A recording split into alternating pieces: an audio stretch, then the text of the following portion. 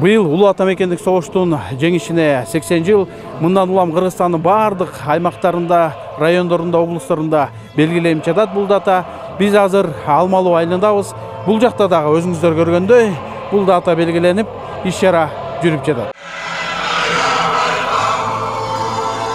Ысык Ата айыл аймагында улуу ата мекендик согуштун 80 жылдыгына карата атайын майрамдык иш-чара өткөрүлдү. Мааракеге аймактагы жалпы 9 айыл катышты. Алсак райондогу 5 мектептин окуучулары согушка барган аталарынын сүрөттөрү менен өлбөс полкко чыгышты. Улуу ата мекендик согушка биздин чоң атабыз да катышкан, бирок тилекке каршы согуштан баягы дайынсыз жок болгон Сталинграддын алдында.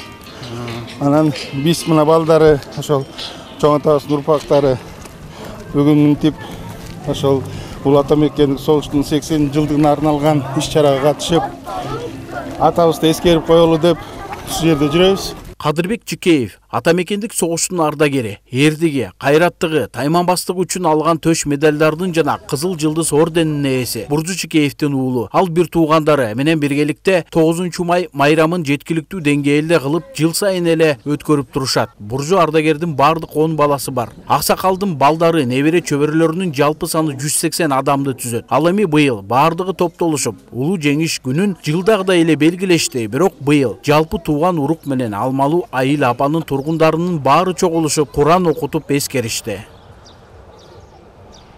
Буржу атабыз болсо, бу жерде сүрөттөр илинип турат. Согушка катышкан киши 42-жылы чакырылып, 45-жылы августта келген экен. Мынау текчеде жазылгандай атабыз ушу согуштан 45-жылы Кызыл Жылдыз орденин алган экен. Эрдиктердин баары ушул жерде жазылып турат. Кайсы жылы канча солдат өлтүргөнү, канча немистерди өлтүргөнү, канча танканы өлтүргөн, талкалаганын баары тең бул текчеде жазылып турат.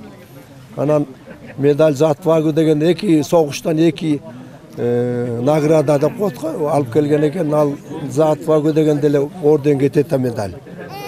Ысык Ата айыл өкмөтүнүн башчысы Акылбек Доронбаевдин айтымында 9 май жеңиш күнү жыл сайын белгиленип келет. Быйыл дагы атайын даярдалган иш-чаранын алкагында кызыктуу болуп өткөрүлдү. Максаты эскерүү менен бирге өсүп келе жаткан жаш муунга тарыхый дем берип, атуулдук, патриоттук сезимдерин ойготуу. Себеби жаш муундун басымдуу бөлүгүнүн ата мекендик согуш тууралуу маалыматы жокко эсе.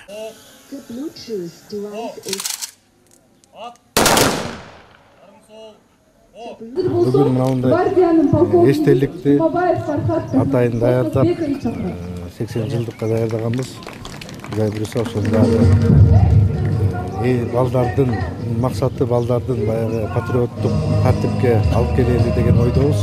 Биздин көпчүлүгү балдарыбыз билбейт бул кандай ата мекен согуш болгонун, кандай бул жеңишке жеткендерин, ошонун баарын биз балдарга жеткирмекчибиз. Иш-чарага келген катышуучулар баатырлардын эстелигинин жанындагы өчпөс отко гүл чамбарларын таштап Куран окутушту.